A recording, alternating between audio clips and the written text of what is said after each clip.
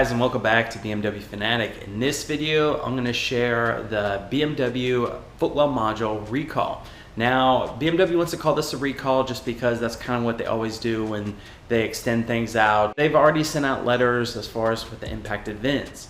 Now, they did extend it to 8 years or 125,000 miles, whichever comes first. So you have that as far as peace of mind. It is an expensive unit. It can cost you about $500.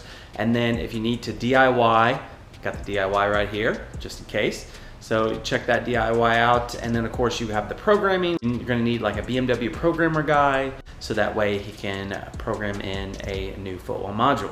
So in addition to the recall notice from BMW, right, the 8 years, 125,000 miles, whichever comes first, what if you don't know exactly if your Footwell module is bad? Well, in this video, I'm gonna share those tips as far as what to look out for, because guess what? Mine went bad and it was driving me nuts. So I really didn't know what was going on with my car until I dove deeper into the issue. So we're gonna go over those tips as far as right now on this video. All right, guys, right out of the gate, this is a big one, right? So if you're outside of the 8 years or 125,000 miles on your BMW and you need to replace your Footwell module, or you think your Footwell module is, messed up or it's not working, checking for a Footwell module fault error code on your DME is going to be the deciding factor. So here I'm using ISTA Plus to be able to go through all the system and dissect it, and this will ensure that my Footwell module is truly at fault. You need to use a proper BMW scan tool, so that way it knows and it reads and it converts everything over, so that way you guys are going to replace something that you're supposed to replace.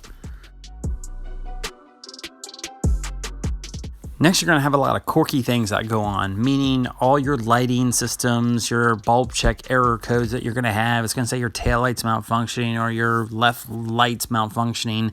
Your Footwell module controls all your lighting and, of course, your windows and all that.